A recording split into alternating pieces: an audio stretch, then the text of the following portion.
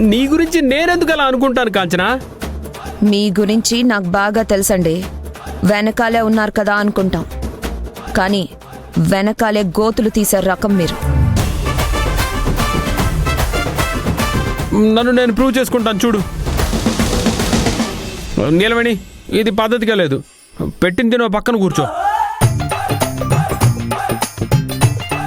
అంతేగాని తారక్ సార్ కావాలి, తారక్ సార్ని కలవాలి అని ఇలాంటి పిచ్చి పిచ్చి ప్రయత్నాలు చేస్తే మేము ఇచ్చే ట్రీట్మెంట్ వేరేలా ఉంటుంది. తర్వాత నీ ఇష్టం. ఇంకోసారి ఇలాంటి పిచ్చి పిచ్చి పనులు చేశావంటే నీ పుచ్చ పేలిపోతుంది. కొంచెం జాగ్రత్తగా ఉండు. మా మాట దాటితే నీకు బ్రతుకే లేకుండా చేస్తాం. గుర్తుపెట్టుకో.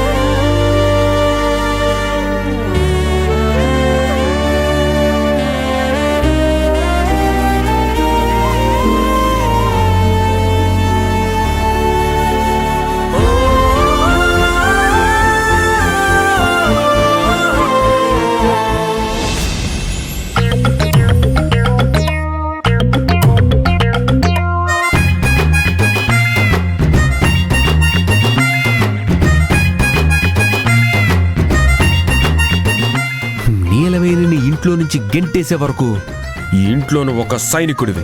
తారక్ గదిలోకి ఒక చీమగాని దోమగాని వెళ్లకుండా కాపలా కాయాల్సిన బాధ్యత నీది. నీ డ్యూటీ నువ్వు సరిగ్గా చెయ్యాలి.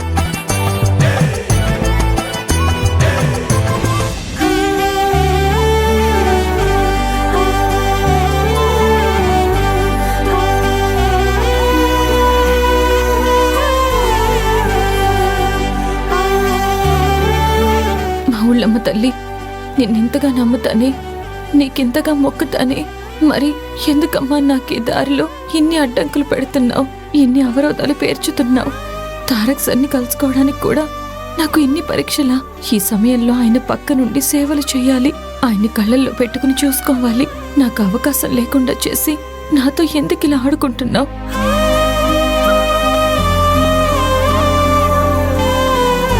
దయచేసి తారక్ సార్ని కలుసుకునే అవకాశం నాకు కల్పించు తల్లి.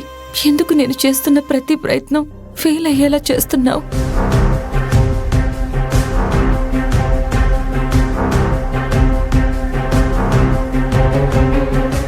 నీలవేణమ్మా, చెప్పన్నా. బాధపడుతున్నావమ్మా? బాధపడ్డం తప్ప ఇంకేం చేయగలనన్నా?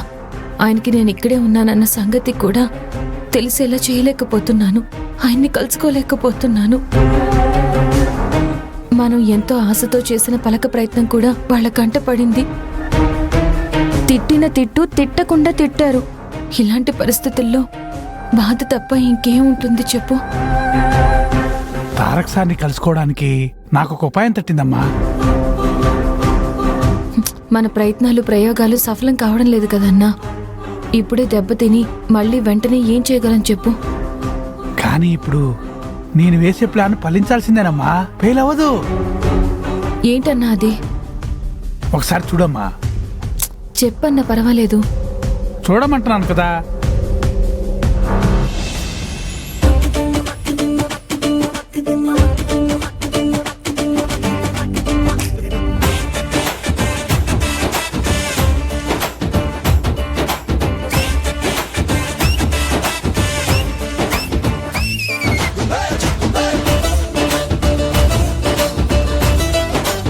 ఏంటన్నా ఇది? నువ్వు చీర కట్టుకున్నావేంటి? తారక్ సార్ని కలుసుకోవడానికి తట్టిన ఉపాయం అమ్మా ఇది. ఇది ఉపాయంలా లేదు, ఏదో అపాయం తెచ్చిపెట్టేలా ఉంది. అమ్మా, ఈ వేషం అడ్డు పెట్టుకునే చిన్నయ్య గారిని మనం కలుసుకోగలం. దీంతో ఏం చేస్తావన్నా? చిన్నయ్య గారి రూమ్ ముందు కోటయ్య గారు కళ్ళల్లో కొవ్వొత్తులు పెట్టుకుని కాపలా కాస్తున్నారు. ఆయన్ని ఈ చీర వ్యవహారంతో నేను పక్కదారి పట్టిస్తాను. ఆ సమయంలో నువ్వు చెన్నై గారి రూమ్లోకి వెళ్ళడానికి అవకాశం దొరుకుతుంది. ఏంటన్నా నువ్వు అంటుంది? వాళ్ళ ఆవిడంటేనే ఆయనకి భయం. అలాంటిది ఆమె చీరలో కనిపించగానే ఆమె వెంట పడతాడంటావా? కస్సుముసు అనే భార్య కత్తిలా రెడీ అయ్యి కళ్ళకు కనిపిస్తే ఏ భర్త అయినా సరే పట్టు తప్పి బయట పట్టుకోవడానికి పరిగెడతాడమ్మా. నువ్వు చిన్నపిల్లవి, నీకు తెలీదు. అనుభవంతో చెప్తున్నాను, విను. ఏమో అన్నా, నీ ఉత్సాహం ఏ ఉపద్రవం తెచ్చిపెడుతుందో అని భయంగా ఉంది. నన్ను నమ్ము నీలవేణి, ఇది ఖచ్చితంగా మనకు ఉపయోగపడుతుంది. చూడు. సరే, ఆ మా ఊళ్ళమ్మ తల్లి మీద భారం వేసి ఒప్పుకుంటున్నాను. ఏమవుతుందో చూద్దాం. అమ్మా నీలవేణి, నేను చెప్పేది జాగ్రత్తగా విను. నేను పైకి వెళ్ళి ఆ కోటి సార్ని ఎలాగైనా ఒక రూమ్లోకి తీసుకెళ్ళి లాక్ చేస్తాను. ఆ తర్వాత నువ్వు వెళ్ళి చిన్నయ్య గారిని చూడొచ్చు. సరేనా? అలాగే అన్నా.